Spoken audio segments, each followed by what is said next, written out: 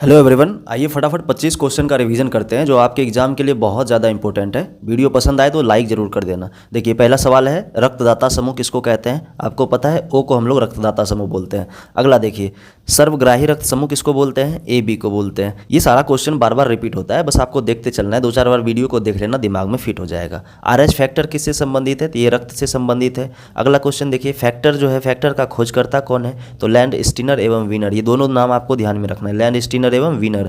अगला देखिए, रक्त को शुद्ध कौन करता है? वृक्क, जिसको इंग्लिश में हम लोग बोलते हैं किडनी, ध्यान में रखना है आपको, किडनी, ठीक है। अच्छा, किडनी का भार कितना होता है? 150 ग्राम के आसपास होता है, ठीक है, 150 ग्राम, ये भी आपको ध्यान में रखना है। रक्त का आप बताइए, रक्त जो है कैसा विलयन होता है? क्षारीय होता है या फिर अम्लीय होता है? तो रक्त एक विलयन है जो क्षारीय होता है। क्षारीय क्यों होता है? क्योंकि इसका pH मान जो होता है वो 7.4 होता है। आपको पता है कि 7 से कम, 7 से जो भी कम है वो अम्ल होता है, और 7 से ज़्यादा जो हो गया वो क्षार होता है, और 7 जो होता है उदासीन विलयन का pH मान होता है। इसका 7.4 है, इसलिए ये एक क्षारीय विलयन है। अगला देखिए, अगला आपका रक्त का pH मान कितना होता है? 7.4। चलिए अगला देख लीजिए, हृदय का धड़कन, हृदय का धड़कन कौन नियंत्रित करता है? पेसमेकर, ठीक है, हृदय के धड़कन का नियंत्रक कौन है? पेसमेकर इसको नियंत्रित करता है। अगला देखिए, शरीर से हृदय की ओर रक्त ले जाने वाले रक्त वाहिनी क्या कहलाते हैं? ध्यान में रखिएगा, शरीर से कह रहा है हृदय की ओर, शरीर से हृदय की ओर ले जाने वाले को हम लोग बोलते हैं सिरा, इसी को इंग्लिश में हम लोग बोलते हैं वेंस। ये चीज़ आपको ध्यान में रखना है, वेंस, ठीक है।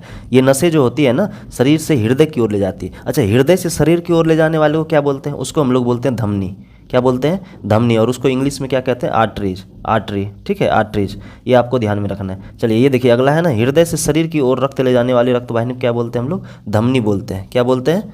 धमनी बोलते हैं इसको, ठीक है ना। चलिए नेक्स्ट देखिए, जराविक सेवन क्या है? जराविक सेवन एक एग्जाम्पल है कृत्रिम हृदय का, ये चीज़ आपको ध्यान में रखना है, पूछा जाता है एग्जाम में। अगला देखिए, शरीर में ऑक्सीजन का परिवहन कौन करता है? तो ब्लड करता है।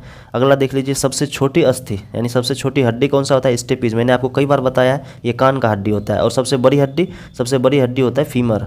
कौन सा होता है? फीमर, ये जांग का हड्डी होता है। नेक्स्ट देखिए, सबसे बड़ी अस्थि कौन सा होता है? फीमर, जांग का हड्डी। अगला देख लीजिए, अगला, अच्छा, जांग का हड्डी आप समझ रहे हैं ना, जांग जैसे देखिए, यहाँ से जैसे एक आदमी है और ये हो गया इसका बॉडी, और यहाँ से ये वाला यहाँ पे नी होता है, घुटना जो है, और इसके नीचे ये होता है, तो यहाँ से यहाँ तक का ये वाला हिस्सा, यही वाला हिस्सा होता है जांग का हड्डी, और ये सबसे लंबा होता है। ये चीज़ आपको ध्यान में रखना है।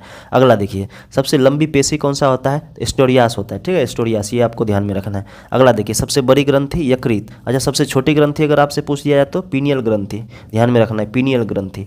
अगला देखिए, अगला कह रहा है कि सर्वाधिक पुनर्उद्भवन यानी रीजनरेशन का क्षमता सबसे ज़्यादा किस में होता है? यकृत में। ये रीजनरेशन समझ रहे हैं ना, अगर मान लीजिए कि आपका लीवर खराब हो गया तो वो बहुत जल्दी रिकवर कर सकता है, उसी को हम लोग बोलते हैं रीजनरेशन।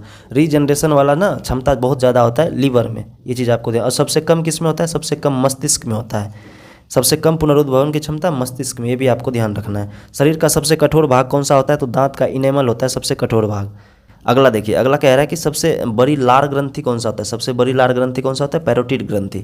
नेक्स्ट देख लीजिए, सबसे छोटी WBC लिम्फोसाइट हो गया, और सबसे बड़ा अगर आपसे पूछ लिया जाए तो मोनोसाइट, ठीक है, ये रहा सबसे बड़ा WBC मोनोसाइट। अगला देखिए, RBC का जीवन काल कितने दिन का होता है? 120 दिन का। अगर WBC का आपसे पूछ लिया जाए तो देखिए, WBC में कई जगह आपको मिल जाएगा कि 2 से 7 दिन, ठीक है, 2 से 7 दिन होता है, और कई जगह आपको मिलेगा कि 13 से 20 दिन भी रहता है। तो ऑप्शन के हिसाब से आप वहाँ पे देख लेना, लेकिन NCERT के हिसाब से जो है 2 से 7 डेज है, ठीक है, 2 से 7 डेज। अगर 13 से 20 डेज भी ऑप्शन में रहे, अगर ये ना रहे और ये रहे तो आपको इस पे टिक करना है। अगर 2 से 7 दिन है तो 2 से 7 पे आपको टिक करना है। चलिए अगला देख लीजिए, RBC का जीवन काल 120 हो ही गया। रुधिर का थक्का बनने का समय क्या होता है? रुधिर का जो थक्का होता है वो कितने देर में बन जाता है? तो 2 से 5 मिनट में बन जाता है। और इसको बनाने में कौन मदद करता है? प्लेटलेट्स, आपको पता होगा प्लेटलेट्स, ठीक है ना, प्लेटलेट्स मदद करता है। अगर विटामिन पूछ लिया जाए, कौन सा विटामिन ब्लड का थक्का बनाने में मदद करता है? तो विटामिन के, ये भी आपको ध्यान में रखना है, विटामिन के जो है ब्लड का थक्का बनाने में मदद करता है। आई होप कि आपको वीडियो पसंद आया होगा। वीडियो को लाइक जरूर कर देना। मिलेंगे अगले वीडियो में।